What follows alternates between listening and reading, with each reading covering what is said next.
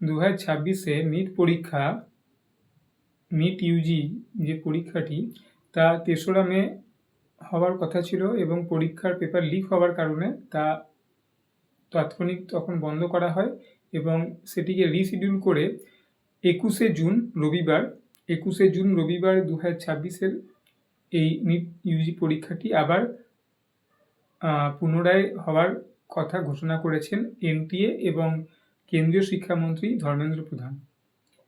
তিনি এটা জানিয়েছেন যে নিট পেপার যে লিক হয়েছিল তার জন্য পরীক্ষার্থীদের অতিরিক্ত কোনো আর ফি পেমেন্ট করতে হবে না বা তাদের আবার পুনরায় অ্যাপ্লাইও করতে হবে না, অ্যাপ্লিকেশন করতে হবে না।